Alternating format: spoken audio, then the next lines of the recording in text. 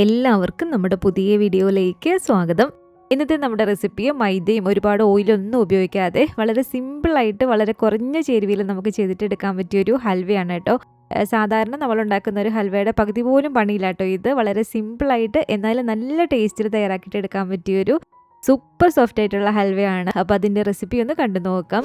കൂടാതെ ഒരു വീഡിയോ കണ്ടുകൊണ്ടിരിക്കുന്ന സമയത്ത് നിങ്ങൾക്ക് ഇഷ്ടപ്പെടുവാണെങ്കിൽ മറക്കാതെ തന്നെ ഒരു ലൈക്ക് ബട്ടണും കൂടി ഒന്ന് ക്ലിക്ക് ചെയ്യണേ. ചാനലൊന്ന് സബ്സ്ക്രൈബ് ചെയ്ത് സപ്പോർട്ടും കൂടി ചെയ്യുക.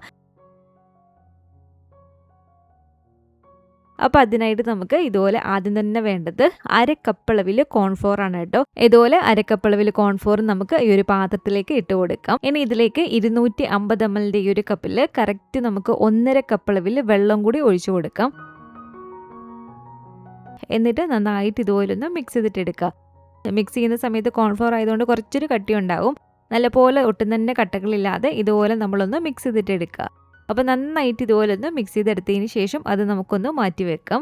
ഇനി ഒരു ഹൽവ സെറ്റ് ചെയ്യാൻ വേണ്ടിയിട്ട് ഇതുപോലെ ഒരു പാത്രമാണ് കേട്ടോ ഞാനിപ്പോൾ ഇവിടെ എടുത്തിരിക്കുന്നത്. ഒരു ബേക്കിംഗ് ട്രേ ആണ് എടുത്തിരിക്കുന്നത്. സ്ക്വയർ ആയിട്ടോ അല്ലെങ്കിൽ റൗണ്ട് ചെറിയൊരു സ്റ്റീൽ പ്ലേറ്റോ ഏത് വേണമെങ്കിലും നിങ്ങൾക്ക് എടുക്കാവുന്നതാണ്. ഈ ഒരു പാത്രത്തിൽ ഇതുപോലെ നമുക്ക് കുറച്ച് നെയ്യൊന്ന് സ്പ്രെഡ് ചെയ്ത് കൊടുക്കാം. നെയ്യ് നന്നായിട്ട് സ്പ്രെഡ് ചെയ്തതിന് ശേഷം ഇതിലേക്ക് ഞാൻ ആദ്യം കുറച്ച് വെളുത്ത എള്ളി ഇതുപോലെ ഒന്ന് സ്പ്രെഡ് ചെയ്തിട്ട് കൊടുക്കുകയാണ്. അതുപോലെ തന്നെ കുറച്ച് പംകിൻ സീഡ് ഇതുപോലെ ഒന്ന് ഇട്ട് കൊടുക്കുകയാണ്. നമ്മുടെ ഉള്ള നട്ട്സ് ഏത് വേണമെങ്കിലും ഇട്ട് കൊടുക്കാവുന്നതാണ്. കാണാൻ ഒരു ഭംഗിക്ക് വേണ്ടിയിട്ടാണ് ഒരു ഹൽവ നമ്മൾ കട്ട് ചെയ്യുന്ന സമയത്ത് ഇതുപോലെ ഇട്ട് കൊടുക്കുന്നത്. അതുപോലെ തന്നെ കുറച്ച് ബദാം കട്ട് ചെയ്തതും കൂടെ ഇതുപോലെ ഒന്ന് ഇട്ട് കൊടുത്തിട്ടുണ്ട്. അപ്പോൾ ഇതുപോലെ നട്ട്സ് ഒക്കെ ഇട്ട് കൊടുത്തതിന് ശേഷം ഈ ഒരു പാത്രം നമുക്കൊന്ന് മാറ്റി വെക്കാം. ഇനി നമുക്ക് ഇതുപോലെ ഒരു പാത്രത്തിലേക്ക് 250 ml കപ്പിൽ കറക്റ്റ് 1 കപ്പളവിൽ വെള്ളം ഒഴിച്ചു കൊടുക്കാം. ഇനി വേണ്ടത് ഇതുപോലെ 250 ml കപ്പിൽ കറക്റ്റ് 1 കപ്പളവിൽ ശർക്കര പൊടിയാണ് കേട്ടോ ഞാനിപ്പോൾ ഇവിടെ എടുത്തിരിക്കുന്നത്. ശർക്കര പൊടിയായിട്ട് നമുക്ക് വാങ്ങിക്കാൻ കിട്ടുമല്ലോ. എന്നിട്ട് നന്നായിട്ട് ഇതുപോലെ ഒന്ന് മിക്സ് ചെയ്തതിന് ശേഷം ഇനി നമുക്ക് ഫ്ലെയിം ഓൺ ചെയ്തിട്ട് ഈ ഒരു ശർക്കരയൊന്ന് ഉരുക്കിയിട്ടെടുക്കാം. അപ്പോൾ ഇത് കണ്ടില്ല, ഇതുപോലെ ഈ ഒരു ശർക്കര ഇവിടെ നന്നായിട്ട് ഒന്ന് ഉരുക്കി വന്നിട്ടുണ്ട്. ശർക്കര ഇതുപോലെ നന്നായിട്ട് ഉരുക്കി വന്നാൽ ഇനി ഫ്ലെയിം ഓഫ് ചെയ്തിട്ട് ശർക്കര നന്നായിട്ട് നമുക്കൊന്ന് അരിച്ചിട്ടെടുക്കണം. അപ്പോൾ ഈ ഒരു ശർക്കര നമുക്കൊന്ന് അരിച്ചെടുത്തിട്ട് വരാം. അരിച്ചെടുത്ത ശർക്കര ഈ ഒരു പാത്രത്തിലേക്ക് തന്നെ ഞാനൊന്ന് ഒഴിച്ചു കൊടുക്കുകയാണ്. ഇനി വീണ്ടും ഫ്ലെയിം ഓൺ ചെയ്തിട്ട് നമുക്കിതുപോലെ ഒന്ന് ഇളക്കി കൊടുക്കാം. ഇനി ഇതിലേക്ക് നമ്മൾ നേരത്തെ മിക്സ് ചെയ്ത് വെച്ചിരിക്കുന്ന ഒരു കോൺഫ്ലോറിൻ്റെ ഒരു മിക്സ് ഇല്ലേ, അത് ഇതുപോലെ വീണ്ടും നന്നായിട്ടൊന്ന് ഇളക്കി കൊടുക്കുക. കോൺഫ്ലോർ കുറച്ച് അടിയിലേക്ക് അങ്ങനെ ആകാൻ ചാൻസ് ഉണ്ട്. അപ്പോൾ വീണ്ടും നന്നായിട്ട് ഇതുപോലെ ഇളക്കി നല്ല പോലെ തന്നെ ഒന്ന് മിക്സ് ചെയ്തതിന് ശേഷം ഈ ഒരു ശർക്കര പാനിലേക്ക് നമുക്ക് ഒരു കോൺഫ്ലോറിൻ്റെ മിക്സ് ഒഴിച്ചു കൊടുക്കാം. ഒരു മീഡിയം ഫ്ലെയിമിൽ തന്നെ വെച്ചേക്കാം കേട്ടോ. മീഡിയം ഫ്ലെയിമിൽ തന്നെ വെച്ച് കൊടുത്തിട്ട് നന്നായിട്ട് ഇതുപോലെ ഒന്ന് ഇളക്കി കൊടുക്കുക. കുറച്ച് സമയം കഴിയുമ്പോഴത്തേക്കും തന്നെ ഇത് കണ്ടില്ല ഇതുപോലെ ഒന്ന് കുറുകി വരാൻ തുടങ്ങും കേട്ടോ. ഇതുപോലെ പെട്ടെന്ന് തന്നെ നമുക്കിങ്ങനെ ഈ ഒരു രീതിക്കൊന്ന് കുറുകി കിട്ടുന്നതാണ്. ഇതുപോലെ ഒന്ന് കുറുകി വന്നാൽ ഇതിലേക്ക് നമുക്കൊരു 4 ടേബിൾ സ്പൂൺ മാത്രം ഇതുപോലെ നെയ്യ് ഒന്ന് ഒഴിച്ചു കൊടുക്കാം. അപ്പോൾ ഒരു 4 ടേബിൾ സ്പൂൺ നെയ്യ് ഇതിലേക്ക് ഞാൻ ഒഴിച്ചു കൊടുത്തിട്ടുണ്ട്. നെയ്യും കൂടി ചേർത്തിട്ട് ഇതുപോലെ നന്നായിട്ട് വീണ്ടും ഒന്ന് ഇളക്കിയിട്ടെടുക്കുക. അപ്പോൾ നെയ്യും ചേർത്തിട്ട് ഇതുപോലെ നന്നായിട്ട് തന്നെ ഒന്ന് ഇളക്കിയെടുക്കുകയാണ്. ഇനി ഇതിലേക്ക് നമുക്ക് ഈ ഒരു ഹൽവയ്ക്ക് നല്ലൊരു ഫ്ലേവറിന് വേണ്ടിയിട്ട് ഇതുപോലെ 1 ടീസ്പൂൺ അളവിൽ ഏലക്കാപ്പൊടിയാണ് കേട്ടോ ചേർത്ത് കൊടുക്കേണ്ടത്. അതുപോലെ തന്നെ ഒരു ടേസ്റ്റ് ഒന്ന് ബാലൻസ് ആകാൻ വേണ്ടിയിട്ട് ഒരു 2 നുള്ളു ഉപ്പും കൂടി നമുക്കിതിലേക്ക് ചേർത്ത് കൊടുക്കാം.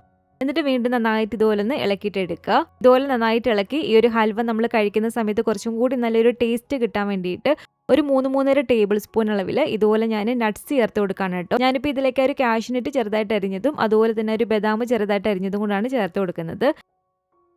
അതുപോലെ തന്നെ ഒരു 1/2 ടീസ്പൂൺ അളവിൽ വെളുത്ത എള്ളും കൂടി ഇട്ട് കൊടുക്കുകയാണ്. അതും ചേർത്ത് കൊടുത്തിട്ട് നന്നായിട്ട് ഇതുപോലെ ഒന്ന് ഇളക്കിയിട്ടെടുക്കുക.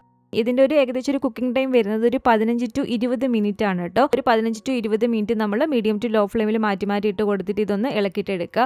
ആ ഒരു സമയമൊക്കെ ആകുമ്പോഴത്തേക്കും തന്നെ ഇത് പാനിൽ നിന്ന് അത്യാവശ്യം ഒന്ന് വിട്ട് വരുന്ന ഒരു പരിവായിട്ട് നമുക്ക് കിട്ടും. അപ്പോൾ ഇതുണ്ടല്ലോ ഏകദേശം ഒരു 20 മിനിറ്റ് എടുക്കാറായപ്പോഴത്തേക്കും ഇതുപോലെ ഒരു പാനിൽ നിന്ന് ഇങ്ങനെ വിട്ട് വരുന്ന ഒരു പരിവായിട്ടുണ്ട് കേട്ടോ. ഇതാണ് ഈ ഒരു ഹൽവയുടെ ഒരു കറക്റ്റ് ഒരു പാകം. ഈ ഒരു പരിവായി വന്നാൽ നമ്മൾ ഫ്ലെയിം അപ്പം തന്നെ ഓഫ് ചെയ്തിട്ട് അപ്പം തന്നെ നമ്മളിത് ഏത് പാത്രത്തിലാണോ സെറ്റ് ചെയ്യേണ്ടത് ആ ഒരു പാത്രത്തിലേക്ക് ഇതുപോലെ ഒന്ന് ഇട്ട് കൊടുക്കുക.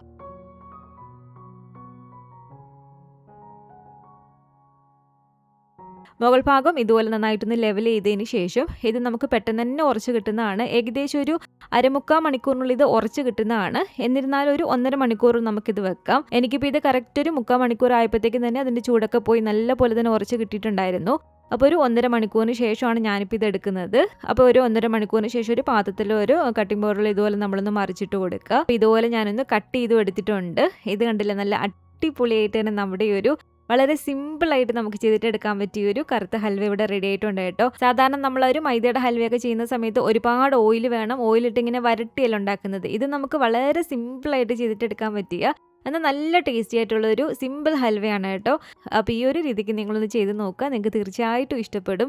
വളരെ സിമ്പിളാണ്, അതുപോലെ തന്നെ നല്ല ടേസ്റ്റുമാണ് കേട്ടോ ഇത് കഴിക്കാനായിട്ട്. അപ്പോൾ ഉണ്ടാക്കി നോക്കിയിട്ട് നിങ്ങളുടെ അഭിപ്രായങ്ങളൊക്കെ മറക്കാതെ തന്നെ നമ്മുടെ കമൻറ്റ് ബോക്സിൽ ഒന്ന് വന്ന് അറിയിക്കുക. അതുപോലെ തന്നെ ഈ ഒരു വീഡിയോ ഇഷ്ടപ്പെട്ടെങ്കിൽ മറക്കാതെ തന്നെ ഒരു ലൈക്ക് ബട്ടണും കൂടി ഒന്ന് ക്ലിക്ക് ചെയ്യണേ. നിങ്ങളുടെ ഫാമിലിയും ഫ്രണ്ട്സും ഒക്കെ ആയിട്ട് നമ്മുടെ ഒരു വീഡിയോ ഒന്ന് ഷെയർ ചെയ്ത് കൊടുക്കുക. പുതിയതായിട്ട് ഈ ഒരു ചാനൽ ആരെങ്കിലും കാണുന്നുണ്ടെങ്കിലും ഇതുവരെയായിട്ടും ഈ ഒരു ചാനൽ സബ്സ്ക്രൈബ് ചെയ്തിട്ടില്ലെങ്കിലും താഴെ കാണുന്ന ഒരു സബ്സ്ക്രൈബ് ബട്ടണും കൂടി ഒന്ന് പ്രസ് ചെയ്ത് സപ്പോർട്ട് ചെയ്യണേ. കൂട്ടത്തിലെ കാണുന്ന ബെല്ലൈക്കണും കൂടെ ഒന്ന് ക്ലിക്ക് ചെയ്ത് അതിൽ ഓൾ എന്നൊരു ഓപ്ഷൻ തന്നെ കൊടുക്കുകയാണെങ്കിൽ ഞാൻ പുതിയ പുതിയ റെസിപ്പികളൊക്കെ ഇടുന്ന സമയത്ത് നിങ്ങൾക്ക് അതിൻ്റെ നോട്ടിഫിക്കേഷൻ കിട്ടുന്നതായിരിക്കും. ഇൻഷാ അല്ലാഹ് വീണ്ടും നമുക്കിതുപോലെ നല്ലൊരു റെസിപ്പി ആയിട്ട് കാണാം.